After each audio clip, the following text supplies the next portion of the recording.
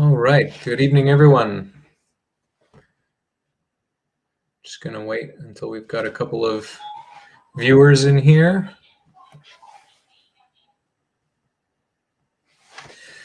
Welcome to another Thursday evening edition of Employment Law Q&A with Samfiru Tumarkin. My name is Alex Lucifero. For those who know me, I'm an employment lawyer, a partner with the firm. And we're here to answer your questions, anything related to the workplace, anything related to employment law. Now is the time to get your questions answered, to try and resolve your workplace problems.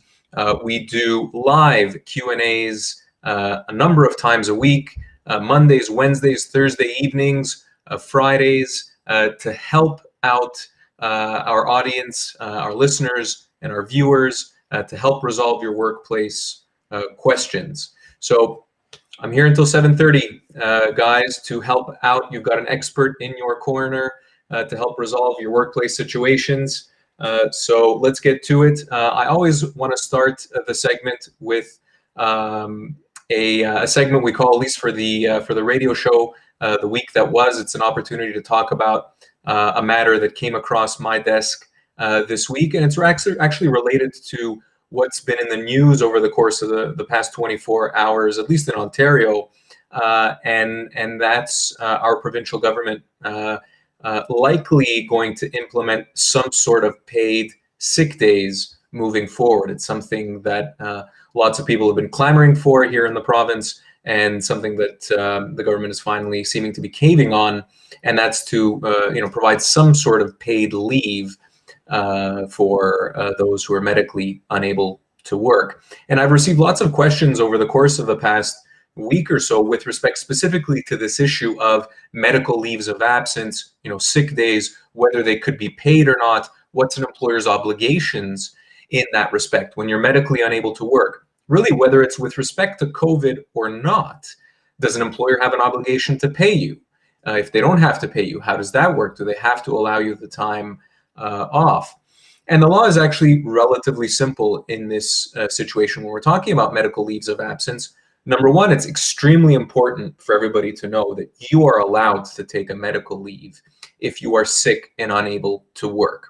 I don't care how much pressure your employer puts on you. I don't care how important your job is. If you are ill, if you are medically unable to work for whatever reason, whether it's mental, whether it's physical, you have the right to take time off of work to deal with your health issues. That is unequivocal. An employer cannot punish you because you are ill or because you can't go to work because of medical reasons. They cannot treat you differently. They cannot fire you. They cannot change your position. They have to respect the fact that you're medically unable to work. Now, all of that said, and this is why paid sick days has been such a live, important topic over the past little while, an employer does not have the obligation to actually pay you during a medical leave of absence unless it actually has a policy of paid sick days. So unless it's a term written into your employment contract, unless it's in a policy somewhere, or if you're a unionized employee, it's part of your collective agreement. Again, an employer doesn't have to pay you if you're taking time off for medical reasons, but it does have the obligation to allow you to take that time off, and also to make sure that when you're ready to come back, you're coming back to the same terms of employment you left. Same hours, same position, same everything. They cannot treat you differently just because you took a medical leave, whether that medical leave was for 1 day or for 3 years. Your employer has to bring you back to work when you're ready to come back. And oftentimes that return back to work comes with some accommodations. Maybe there's a gradual return to work. Maybe you can only do a certain amount of hours per day or per week. An employer has to respect those kinds of accommodations. But again, if we're talking about paid sick days, as things stand right now, and unless our current government is going to change the legislation, and it looks like it's going to happen to some extent, we obviously don't know yet what that's going to look like. But as things stand right now, an employer has to allow you to take a medical leave, but they don't have the obligation to pay you during that medical leave. That is what disability insurance is for, and that is in large part what employment insurance is for. It's obviously not going to cover your full salary, unfortunately, but those government programs and also private individual or group disability benefits is hopefully what should be holding you over while you're on a medical leave of absence. All right, guys, I did want to touch on that subject because it's a very, very hot one. Nowadays, we're receiving a ton of questions about medical leaves of absence, again, related to COVID, but also completely unrelated to COVID, how they work, how paid sick days work. And again, I wanted to kind of set the scene a little bit and give some general advice and guidance with respect to that. If you have any questions, again, now is the time to ask. I see a couple are already coming through from Sam here, so we'll get to the questions in a sec. I want to see questions, guys. Feel free, don't be bashful. The more questions you have, the more we'll be able to not only help you asking the question, but also help all of our viewers out there that are, potentially in the same exact situation, dealing with similar issues. If you'd like to know more, if you'd want more information, whether it's paid sick days, medical leaves of absence, temporary layoffs, terminations, any other issues, I'll give you a couple of key pieces of contact information. help@employmentlawyer.ca. That is our email address. If you're having issues at work, that is where you should be contacting us. help, H-E-L-P, @employmentlawyer.ca. Send us an email, give us a brief description about your situation. We would be more than happy to help. No strings attached, no financial obligation. Someone will get back to you, and we will, assist you to the best of our possibility. And a lot of times we're able to resolve situations very, very easily, very, very quickly, whether it's just answering a question that someone might have, or whether it's actually consulting with someone and representing them with respect to their employment situation. So help@employmentlawyer.ca is where you should be contacting us. Our website, employmentlawyer.ca, is also where you can find a ton of information with respect to your employment rights. Employmentlawyer.ca, we've got blog articles, we've got all sorts of content, video, audio, you name it, a ton of resources there, guys. You can just do a quick search and very quickly narrow down on what you're dealing with in your situation is. All right, all of that out of the way. I see the questions are coming through, and I love it, guys. Thank you so much. That's what I'm here for tonight. I'm here to answer your questions. Please keep them rolling in. All right, in order. Question from Sam, the first one that came in right at 7:01. You've given in your resignation at work, and now you're being harassed. You gave 30 days notice, but it's only 2 weeks that are required. Now you're feeling like, gee, Sam, I can't see the rest of the question. Forgive me. It seems like, here it is. You work 2 weeks, and now you're feeling like you can't complete the last 6 days. Do you have to continue going? Wow, tough situation, Sam. I mean, it sounds like, up until very recently, things seem to be okay at work, and now that you've given your notice, you're being harassed. Listen, I want to be clear. Harassment is never okay in the workplace. Never, absolutely never. Everyone should have the right to be free from a poison work environment, to be free from harassment in the workplace. The question I would have for you, Sam, is, how bad is it? If your boss is just being, quiet and difficult, and particularly, maybe a little jealous that you're leaving, that might not rise to really the threshold that is considered harassment. It might be close, but it might not be there. And in that case, my advice might just be, as difficult as it sounds, it might just be to stick it out and work those last 6 days. Or otherwise, you can potentially just say, leave on the spot and say, listen, all you required was 2 weeks. So, I'm past that already, so I'm gone.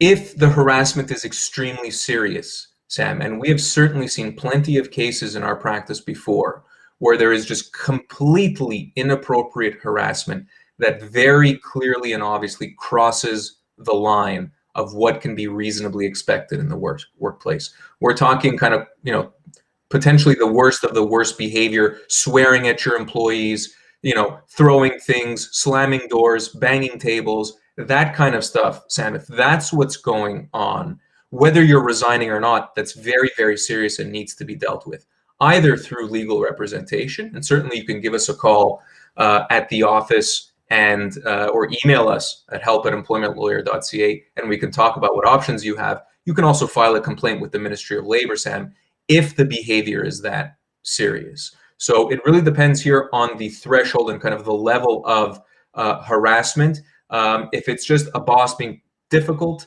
and not particularly nice because you're leaving, you may just want to be, consider just kind of biting your tongue and sticking it out. If it's much more serious than that, then listen, give us a call. Let's talk about it off air here and decide what we could do about your situation. Again, nobody should be tolerating harassment in the workplace. It doesn't mean that your boss is always going to be perfectly happy and perfectly smiley at you. Sometimes you can't control a person's personality per se, but there is a certain level of respect, decorum, and professionalism that's required in the workplace. And when an employer crosses that line, they've got a problem. All right, let's keep it rolling, guys. What's the best way to start a career as an employment lawyer? I'm a law student writing my bar exams. Great question, Esha, and I'm more than happy to answer. Well, the best way to start a career is to jump right in effectively and get some experience however you can, whether it's volunteering in a clinic, whether it's, of course, summering at a law firm in which maybe one of your areas of rotation is employment law. You want to get the experience. You want to get that hands-on, day-to-day experience resolving workplace problems. Without that experience, you can read the materials all day. You can read up on the law all day. You'll never have the full grasp of all of the delicacies, all of the little intricacies that are involved in dealing with a workplace dispute. And that's exactly what you need, because it's oftentimes just as important as the actual substantive legal knowledge. All right. Deepa asks, I was forced to resign by my employer because they did not like me. I'd be curious to know why exactly, Deepa, and what that means, and how they were treating you effectively.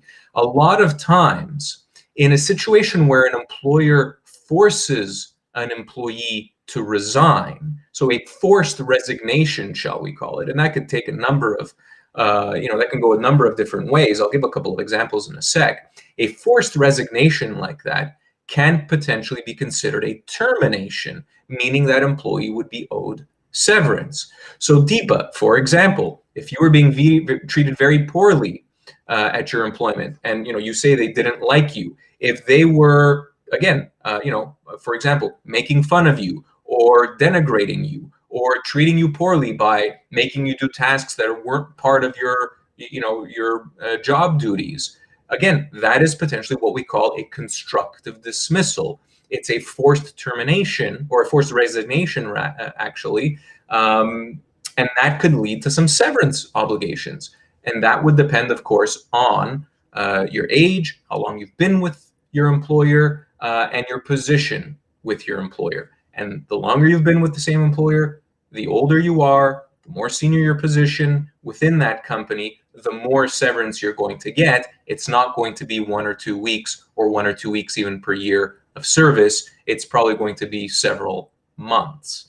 Deepa, these kinds of cases, and you mentioned discrimination, bullying, threatening, and that's exactly the kind of stuff I'm talking about, Deepa, and exactly the kind of stuff that can very well lead to a constructive dismissal. Now, Deepa, it's one thing to make those kinds of allegations. It's another thing to have proof. So what I would want to do is talk to you off air, or you can speak with one of our lawyers or one of our paralegals, in a consultation, and figure out, okay, what exactly are the allegations? What can we prove? And what is the value potentially of your claim? Again, if you were forced to resign because you were being bullied and threatened, that's a huge problem.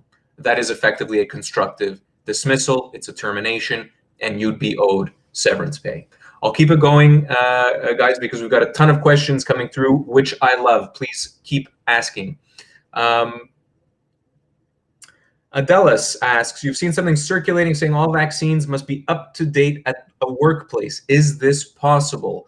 Great question. Another topic that's been in the news the past few weeks. I've done a number of interviews here in Ottawa with respect to this issue of vaccinations and vaccines in the workplace.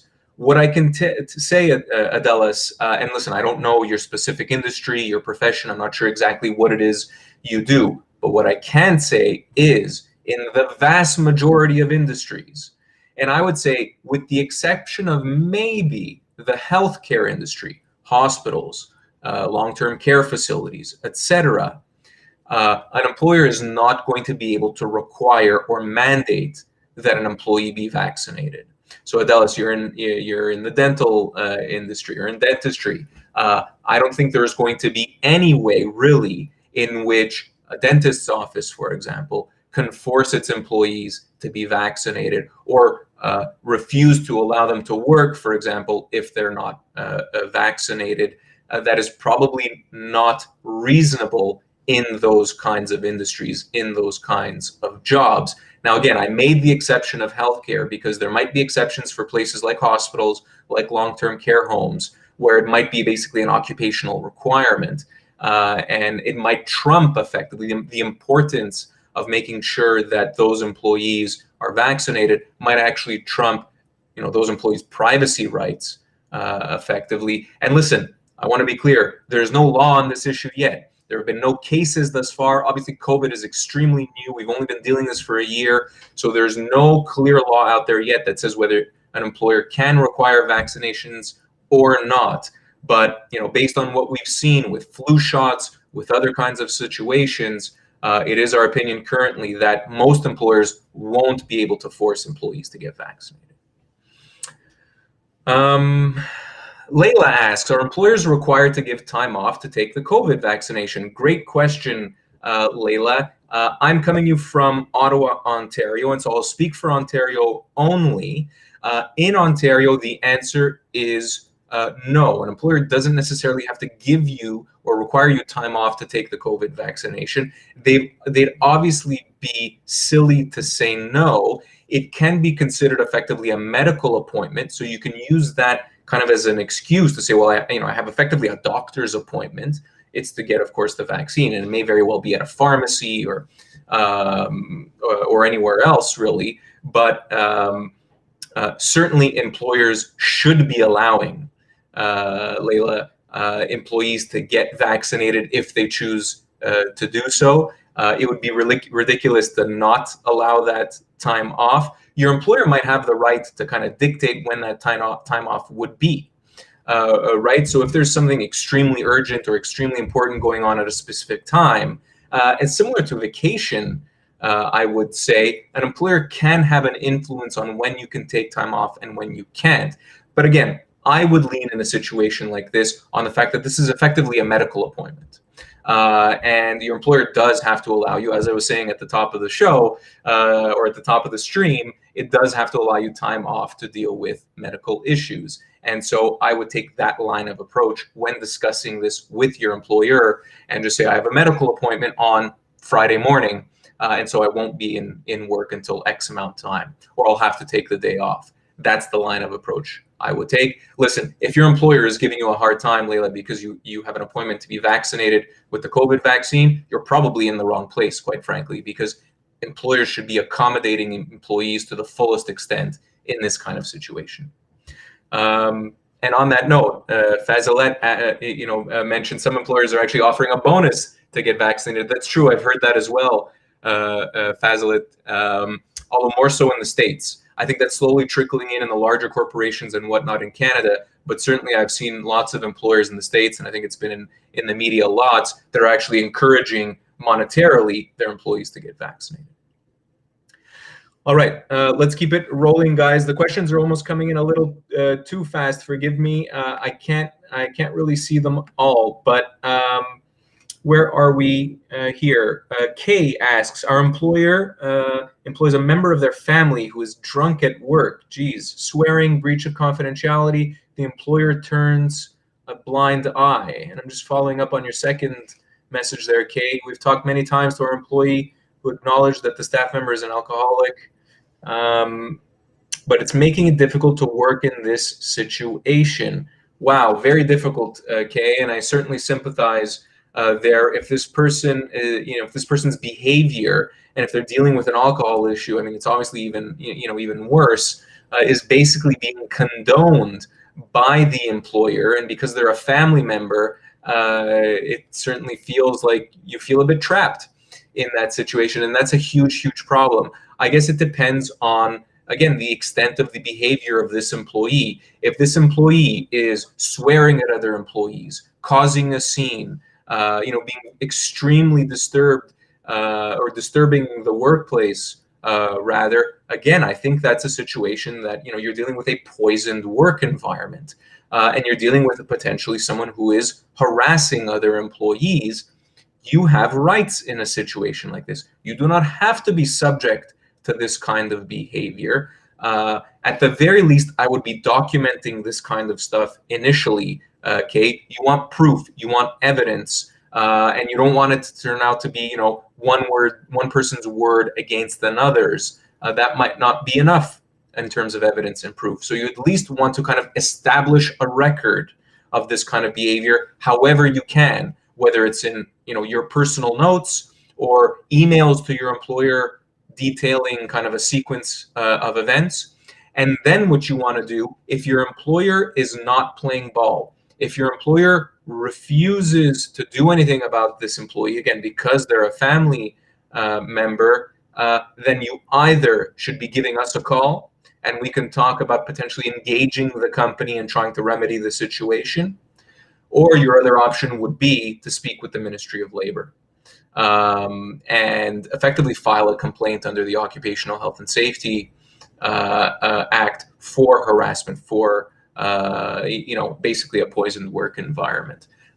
Kay, if the situation is serious, if this employee is treating you extremely poorly, or other employees for that matter, in a very hostile way, again, maybe because of some alcohol issues, listen, give us a call, send us an email, help@employmentlawyer.ca. It is probably worth speaking with an employment lawyer, discussing in more detail, again, what the specifics of the case are and what options you have. But I want to be clear to all of our viewers out there, you do have options. Nobody should be tolerating a poison work environment or harassment in the workplace. I don't care if the employee who's doing the harassment is the owner himself or herself.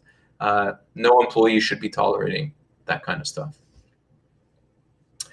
All right, Northern asks, when signing an employment agreement with duress, does this hold weight if you need to dispute it in the future? Good question, Northern Mustangs. Great handle there. Well, I do have to say, duress is actually quite difficult to prove. And again, the proof is always in the pudding. If this is a he said, she said kind of situation where all you have is your word against the other parties, that might be difficult, and you might not have the evidence that you need in order to actually prove duress. Duress is not necessarily just encouragement or suggestion. It has to be much more than that. It has to come usually with some threatening language and behavior, and with an ultimatum.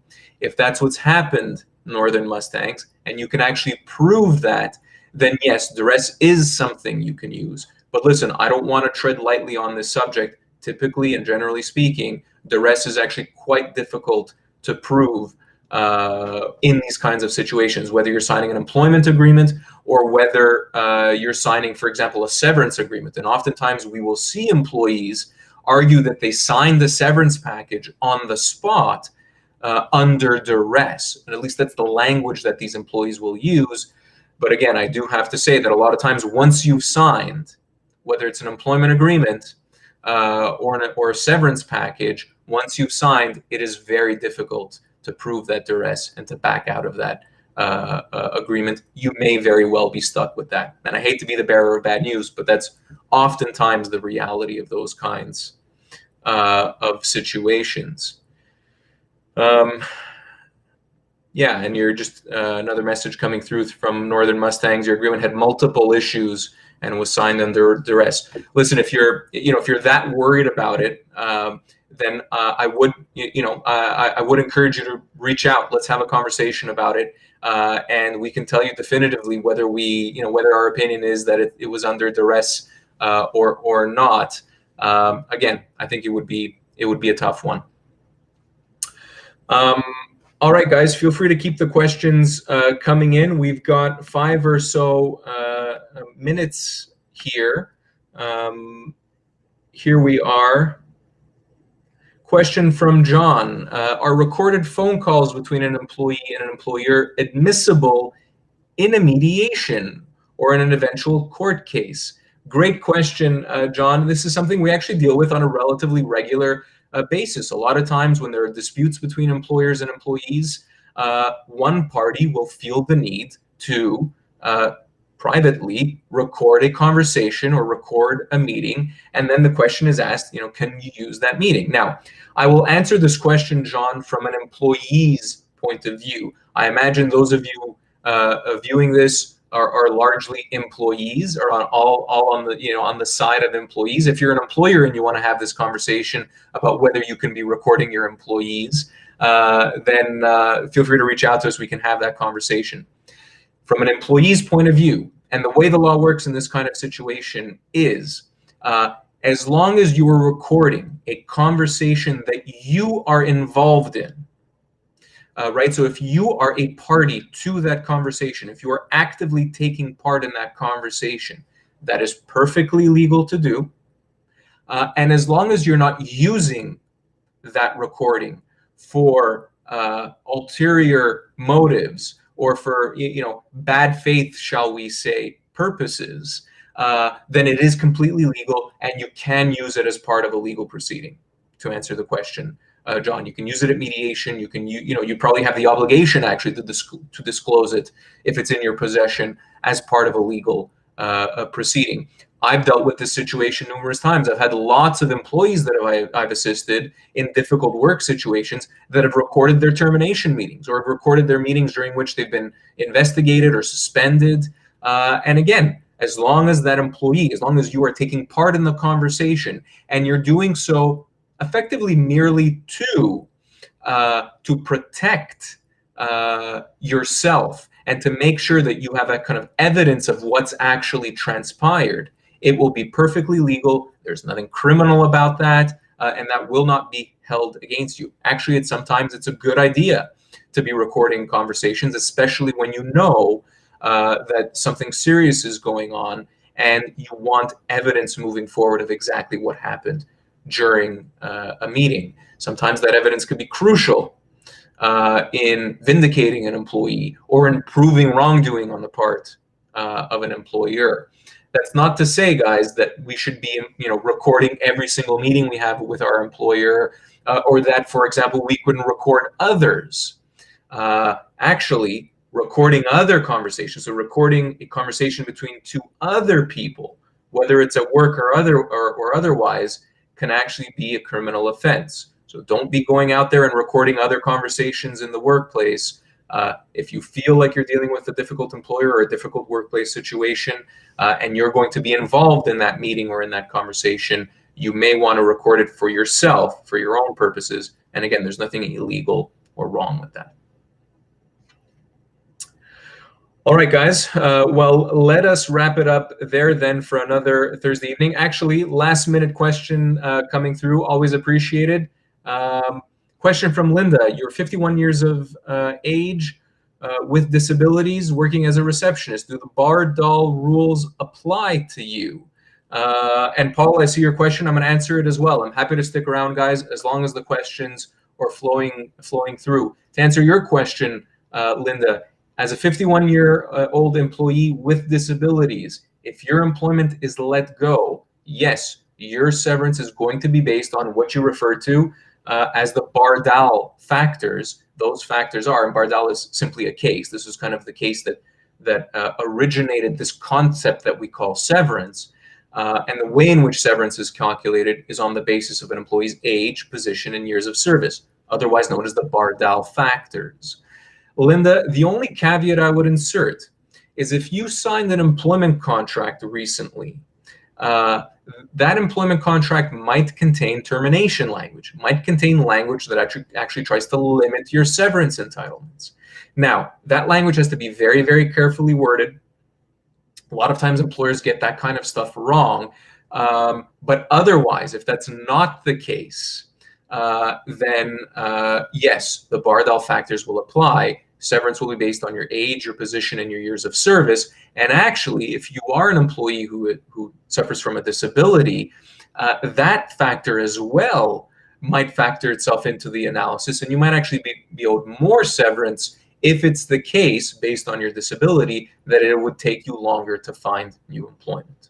So if you're being let go, Linda, and you're being offered a severance package, listen, do not sign it, do not accept it, take the documents home with you, give us a call or send us an email, help@employmentlawyer.ca.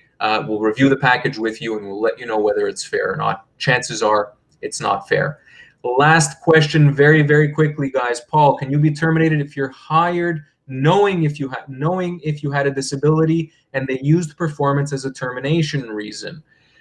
Paul, very quickly, because we're out of time here. If your employer terminated you because of the disability and related at all to the disability, then that is potentially discrimination. It's likely discrimination. And not only would you be owed severance, but you would also be owed additional compensation over and above that.